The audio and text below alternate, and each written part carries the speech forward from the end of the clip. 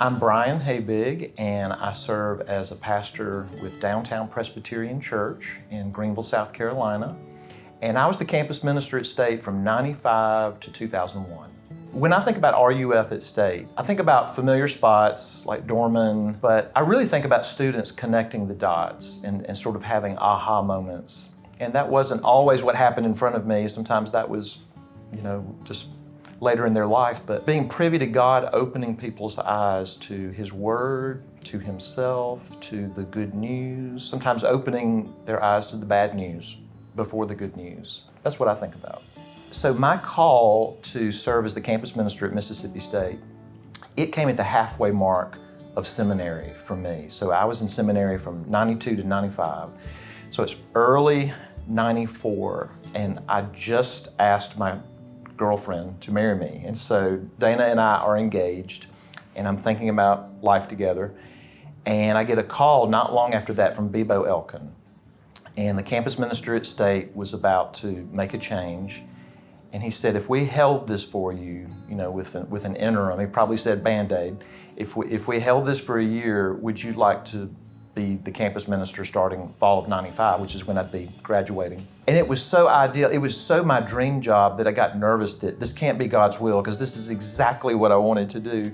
And there was so much less turnover in RUF at that. Well, it seemed that way, and there were fewer RUFs, so fewer RUFs. So the thought of going to be a campus minister, which is what I wanted to do at my alma mater, I couldn't believe it. So I said, hold that spot.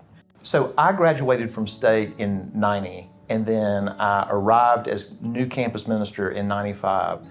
So 5 years, the campus hadn't changed that much. I mean, new construction since then and new road systems, none of that had happened yet. But it did feel somewhat different. It felt like there were more students, because there were.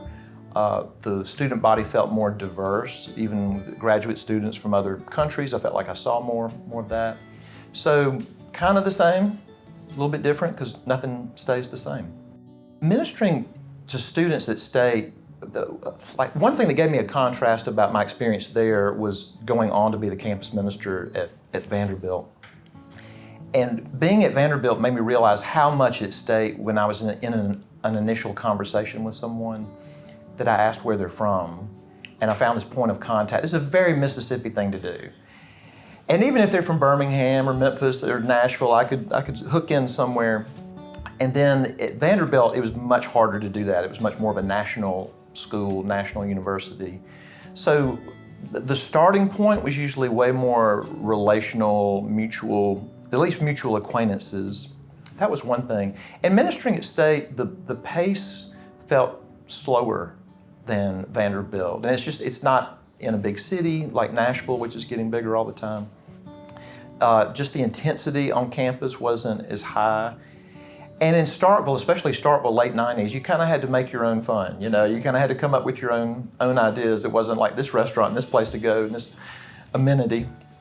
So just slower pace, more relational, a lot more churched students. Now, not always, but way more church students. And so you're trying to figure out, what are you showing up with? What is your posture toward the Bible?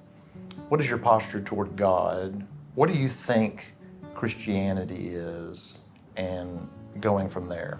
If we're going to talk about spots where ministry was going on, for the large group, Dorman, just the visual, Dorman is Dorman. I also picture meetings in Perry cafeteria, for lunches and breakfasts and coffee, but pride of place has to go to the bakery. Just so many important conversations there. And the way it was configured, you could sit by the window and have depending on how busy it was, you could have a private conversation, but you're very public. You're watching people walk by.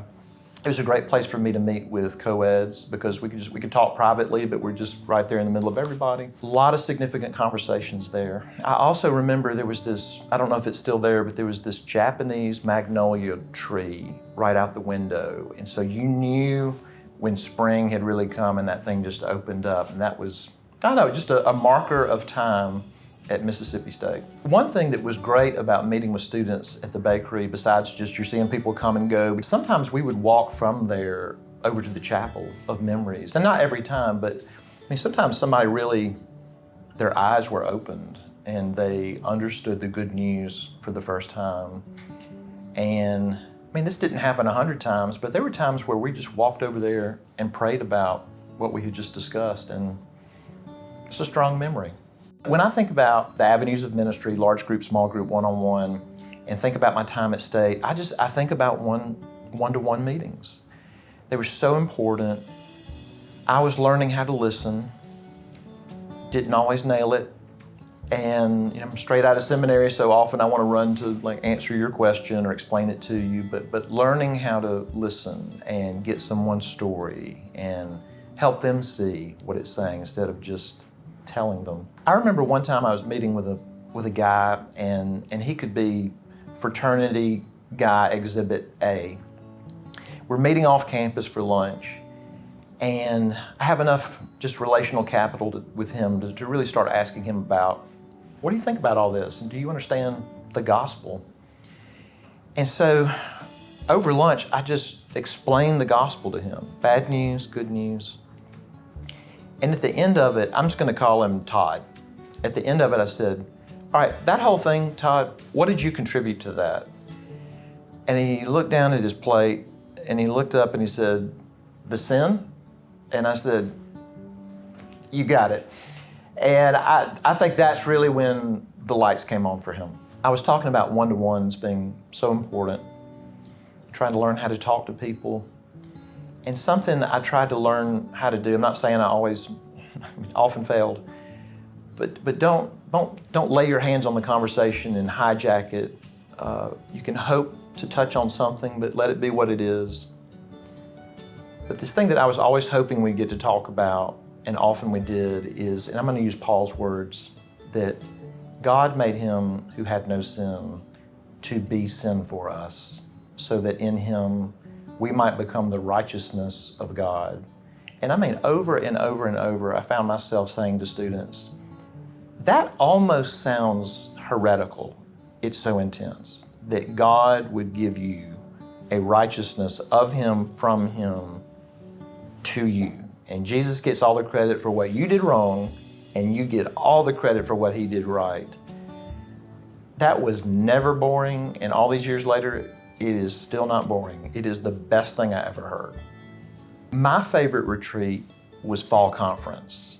And I didn't dislike any of them, but that was the one where I felt so much continuity with when I was a student and we had fall conference at Lake Forest Ranch. I remember one retreat at Lake Forest where a young woman who was in RUF, and she's already involved, and she's dear, and she's churched, and she loves Bible study.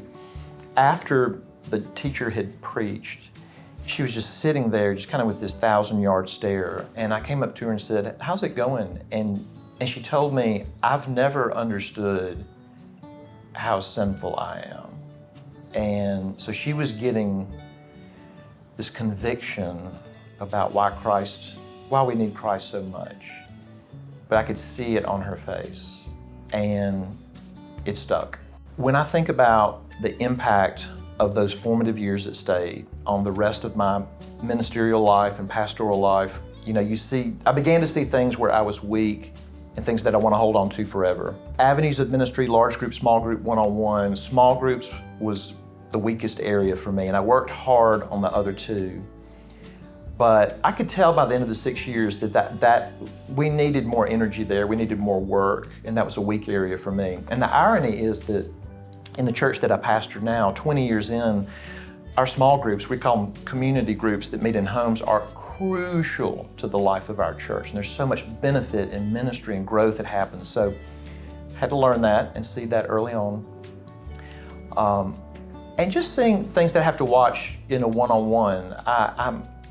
I'm introverted, and so learning how to be real direct in a one-to-one, or even, if appropriate, to be firm about something.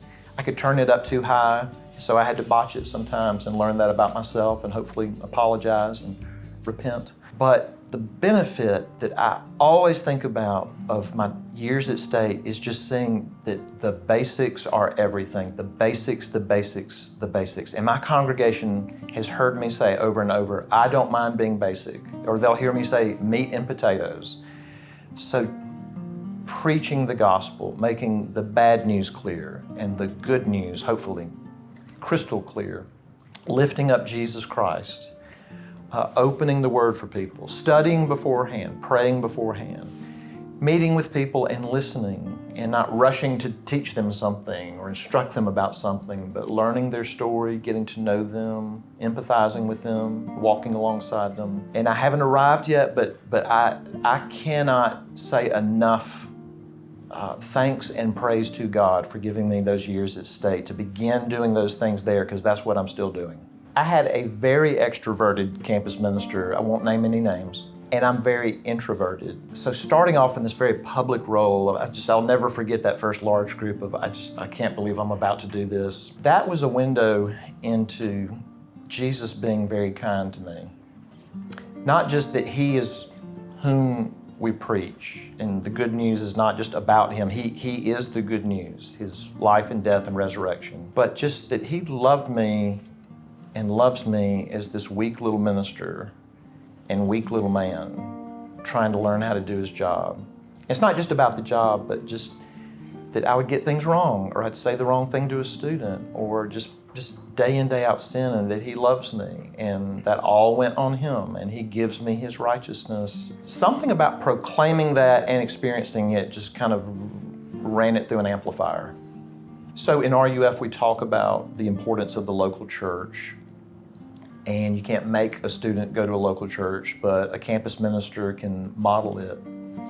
And so Dana and I were very involved at Grace Presbyterian, and we never wrenched anyone's arm behind their back to go there, but in this sort of caught, not taught way, we looked up and all these students involved in RUF became involved at Grace Pres.